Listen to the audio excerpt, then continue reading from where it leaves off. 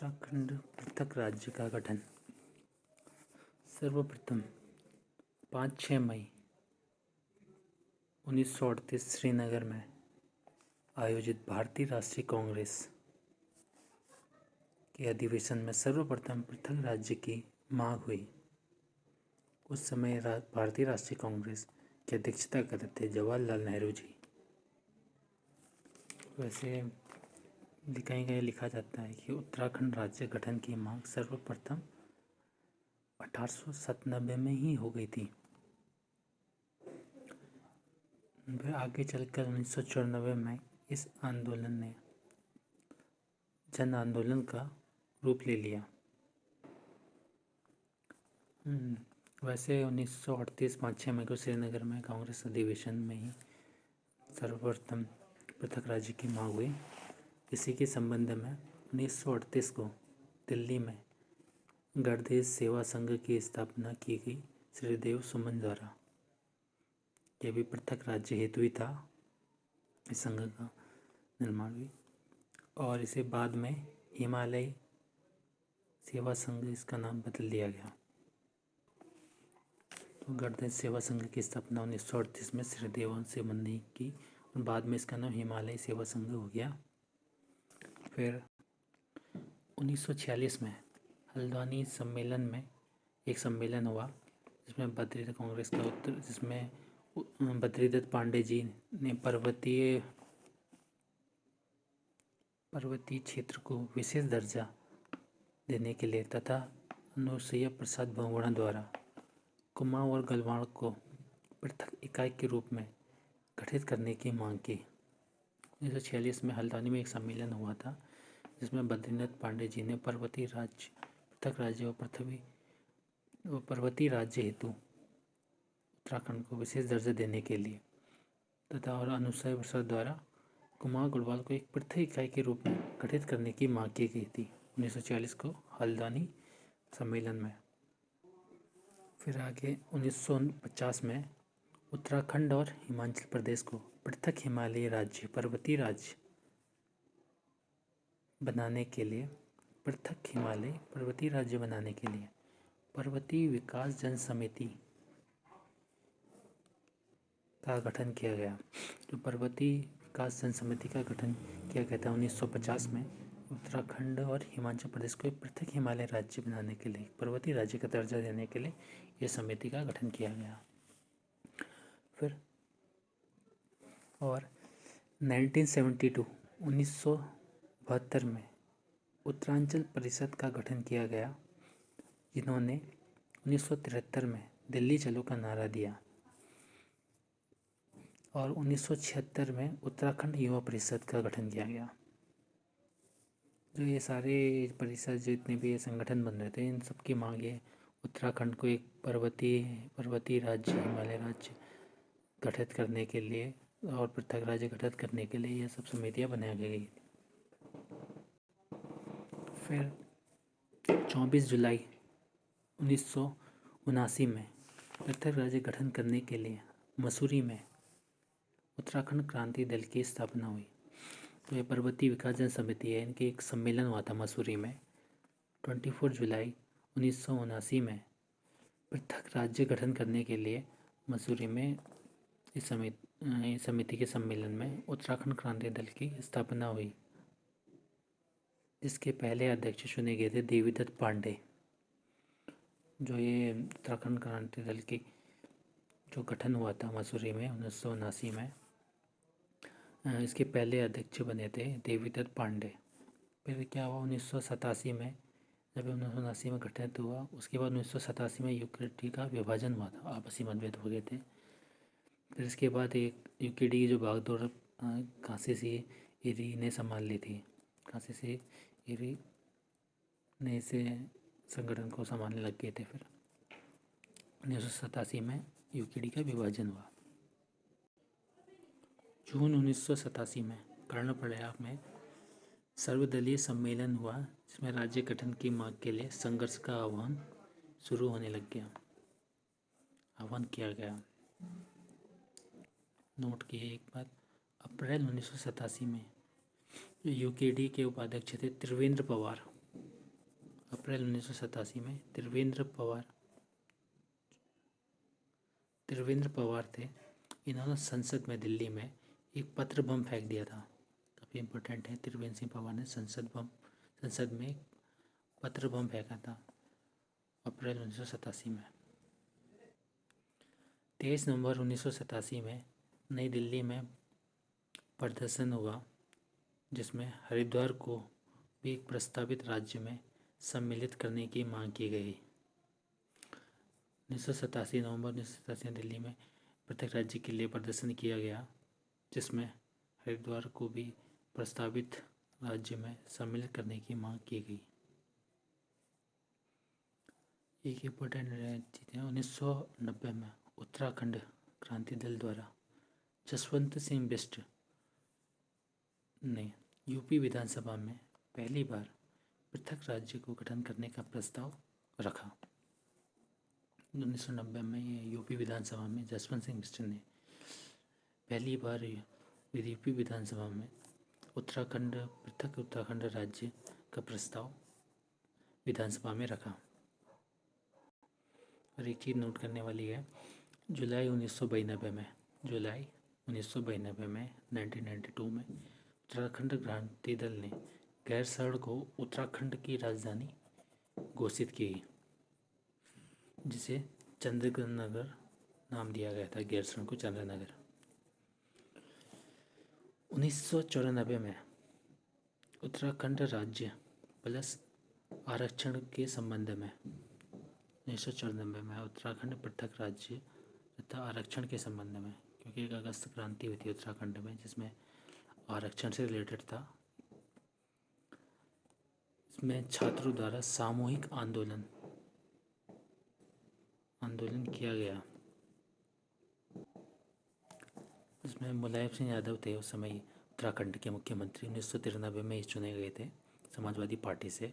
जब भाजपा की जो सरकार थी, जब ये गिरी, उसके बाद ये मुलायम सिंह यादव समाजवादी पार्टी से 1993 में ये चुनाव जीते और ये उत्तर प्रदेश के संयुक्त प्रांत के मुख्यमंत्री बने। इन्होंने उत्तराखंड विरोधी कुछ वक्तव्य दिए थे, जिससे आंदोलन और तेज हो गया था। जो 1994 में यूकेडी के नेताओं द्वारा भी इसका समर्थन मिला था और उनके द्वारा भी अनशन किया गया था। जो ये अगस्त क्रांति थी, इसके बारे में बात करते हैं। अगस्त क्रांति थी, इसमें सीएम जो थे, तत्कालीन सीएम, ये नई आरक्षण नीति इन्होंने की घोषणा की थी और गवर्नमेंट जॉब ये की गई थी अगस्त क्रांति 17 जून 1994 में। इसमें क्या था, जो गवर्नमेंट जॉब में था, इसमें ओबीसी को 27% आरक्षण दिया था, एससी को 21% आरक्षण दिया था और एसटी को 2% आरक्षण दिया था। जो यूपी में जो ओबीसी की संख्या थी यूपी में काफ़ी ज़्यादा थी और उत्तराखंड में ना के बराबर था। जिसमें ऐसा होता कि यूपी के लोगों को जॉब गवर्नमेंट में ज़्यादा स्थान मिलता गवर्नमेंट जॉब में। उत्तराखंड राज्य जिससे पिछड़ रहा था, तो इस वजह से अगस्त क्रांति की शुरुआत हुई थी 17 जून 1994 में। इससे यहाँ के युवाओं ने काफ़ी इसका विरोध किया। इसके बारे में हम बता रहे थे यहाँ पे। 1994 में जो उत्तराखंड राज्य और आरक्षण हुआ था, छात्रों द्वारा सामूहिक आंदोलन किया गया था। इसमें फिर 2 अगस्त 1994 में इंद्रमणि बडोनी जी ने भी इसके विरोध में अनशन शुरू किया। 2 अगस्त 1994 में उत्तराखंड क्रांति दल का भी समर्थन मिला था। ये उत्तराखंड के युवा का भी इसमें बढ़ चढ़ के हिस्सा लिया था। जब ये आंदोलन शुरू हुए 1994 के बाद इसमें राज्य में जो कर्मचारी थे, इनके द्वारा भी इनका समर्थन मिला। हड़ताल वगैरह, चक्का जाम किए गए, जिसके दमन के लिए पुलिस द्वारा काफ़ी अनैतिक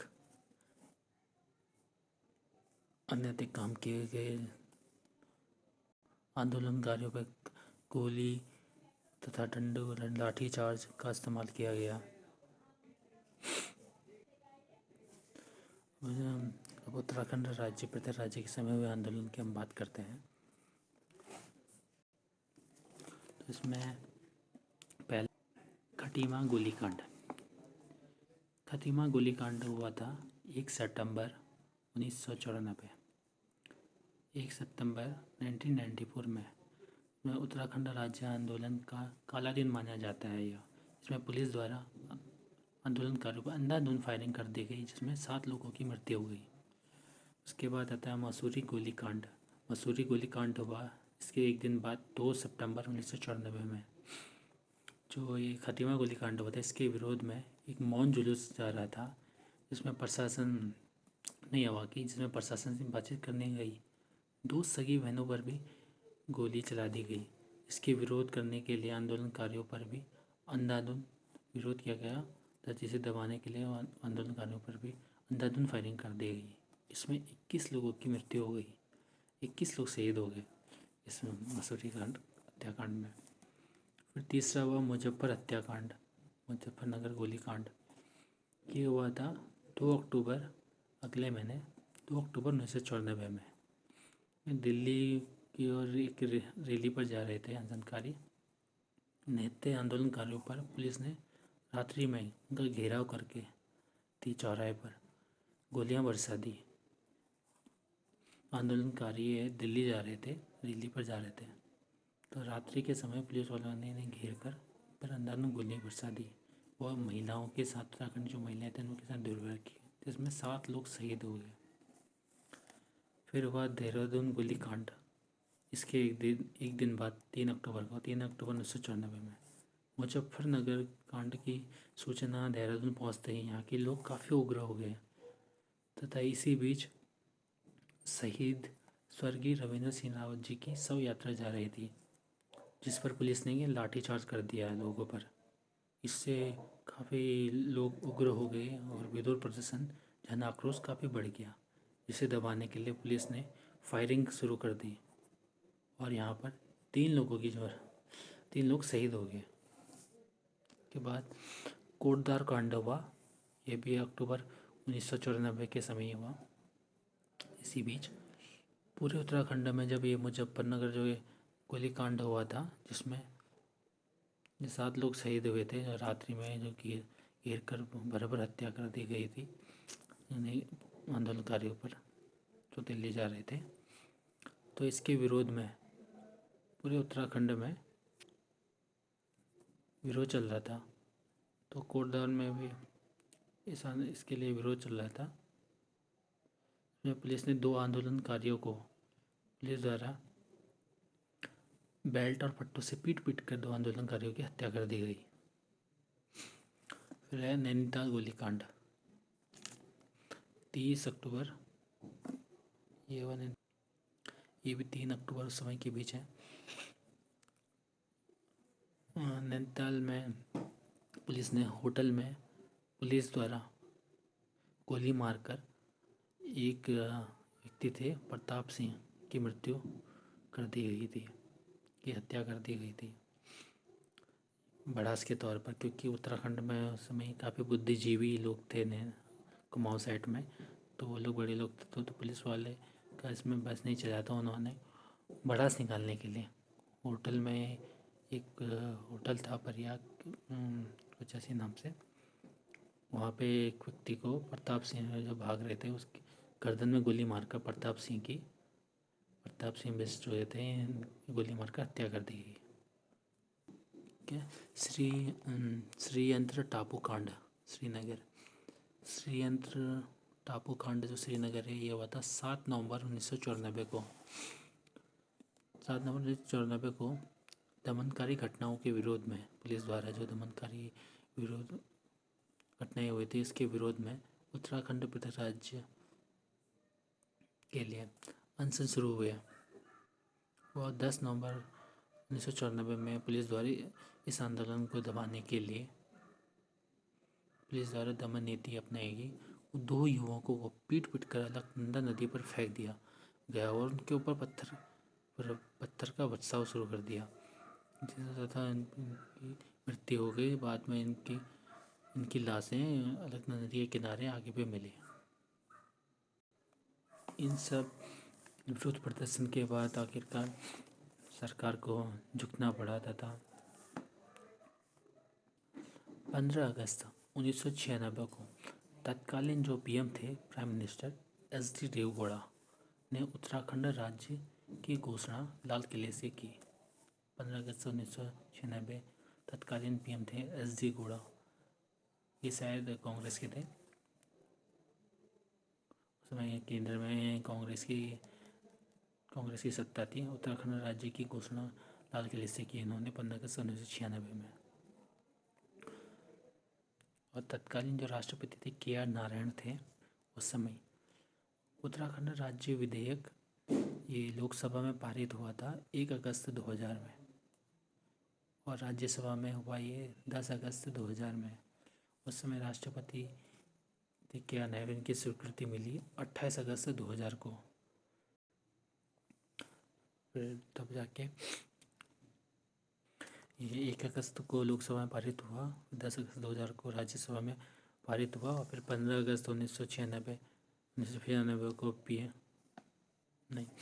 फिर जब ये 2000 को ये राज्यसभा में पारित हुआ, इसके के.आर. नारायण द्वारा स्वीकृति दी गई 28 अगस्त 2000 को।